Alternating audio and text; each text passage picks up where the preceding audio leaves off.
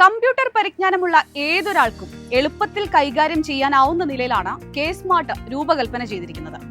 എങ്കിലും ചിലരെങ്കിലും അക്ഷയ കേന്ദ്രങ്ങളെ അപേക്ഷകൾ നൽകാനായി ആശ്രയിക്കുന്നുണ്ട്.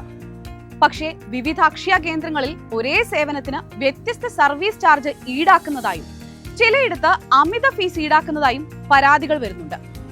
ഈ സാഹചര്യത്തിലാണ് അക്ഷയ കേന്ദ്രങ്ങളിൽ കെ സ്മാർട്ടിന്റെ സർവീസ് ചാർജുകൾ നിശ്ചയിച്ചു നൽകിയത്. ഇത് മന്ത്രി എം.പി. രാജേഷ് ഫേസ്ബുക്കിൽ കുറിച്ച കാര്യങ്ങളാണ്. സത്യത്തിൽ എന്താണ് കെ സ്മാർട്ട്? എന്തൊക്കെ സേവനങ്ങളാണ് കെ സ്മാർട്ട് വാഗ്ദാനം ചെയ്യുന്നത്? ഇപ്പോൾ ഉയർന്നിരിക്കുന്ന പരാതികൾ എന്താണ്? സംസ്ഥാനത്തെ എല്ലാ തദ്ദേശ സ്വയംഭരണ സ്ഥാപനങ്ങളിലെയും സേവനങ്ങൾ സമയബന്ധിതമായി ഓഫീസുകളിൽ പോകാതെ തന്നെ പൊതുജനങ്ങൾക്ക് ലഭ്യമാക്കുന്നതിനായുള്ള ഓൺലൈൻ സേവനമാണ് കെ സ്മാർട്ട് എന്ന് പറയുന്നത്. കെ സ്മാർട്ട് ആപ്ലിക്കേഷനിലൂടെ സേവനങ്ങൾക്കായുള്ള അപേക്ഷകളും പരാതികളും ഓൺലൈനായി സമർപ്പിക്കാനും അവയുടെ സ്റ്റാറ്റസ് ഓൺലൈനായി തന്നെ അറിയാനും സാധിക്കും. കൂടാതെ അപേക്ഷകളും പരാതികളും കൈപ്പറ്റിയതിന്റെ രസീത് പരാതിക്കാരന്റെ അല്ലെങ്കിൽ അപേക്ഷകന്റെ വാട്സപ്പിലും ഇമെയിലിലും ഇന്റഗ്രേറ്റഡ് മെസ്സേജിംഗ് സംവിധാനത്തിലൂടെ അയച്ചു കൊടുക്കുകയും ചെയ്യുന്നു.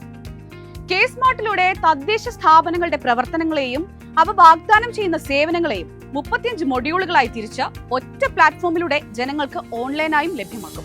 വെബ് പോർട്ടലിൽ സ്വന്തം ലോഗിൻ ഉപയോഗിച്ച് അതാത് മൊഡ്യൂളുകളിലെത്തി ആവശ്യമായ വിവരങ്ങൾ നൽകി സേവനം ലഭ്യമാക്കാം.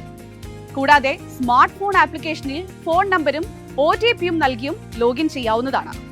ബ്ലോക്ക് ചെയിൻ, നിർമ്മിത ബുദ്ധി, GIS അല്ലെങ്കിൽ special data, chat bot, message integrated, cloud computing, വിവിധ സോഫ്റ്റ്വെയറുകളിൽ തമ്മിലുള്ള API ഇന്റഗ്രേഷൻ എന്നീ സാങ്കേതിക വിദ്യകളെ ഏകോപിപ്പിച്ചുകൊണ്ടാണ് കെ സ്മാർട്ട് പ്രവർത്തിക്കുന്നത്.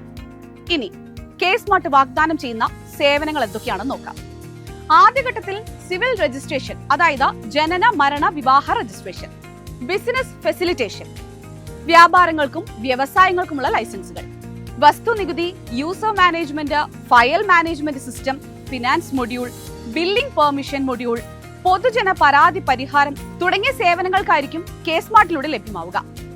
ലോഗിൻ ID ഉപയോഗിച്ച് വീഡിയോ KYCയും പൂർത്തിയാക്കുന്നതോടെ വിവാഹ രജിസ്ട്രേഷൻ ഉൾപ്പെടെയുള്ള കാര്യങ്ങൾ വിദേശത്തിരുന്ന് തന്നെ ചെയ്യാനും സാധിക്കും. കെ സ്മാർട്ട് മൊബൈൽ ആപ്പിലൂടെയും വെബ് പോർട്ടലിലൂടെയും ഈ സേവനങ്ങൾ ജനങ്ങൾക്ക് ഓൺലൈനായും ലഭ്യമാകും. സേവനങ്ങളുടെ അടിസ്ഥാനത്തിൽ അക്ഷയ കേന്ദ്രങ്ങളിൽ ഏർപ്പെടുത്തിയിരിക്കുന്ന ഫീസുകൾ ഇനി ഒന്ന് പരിശോധിക്കാം.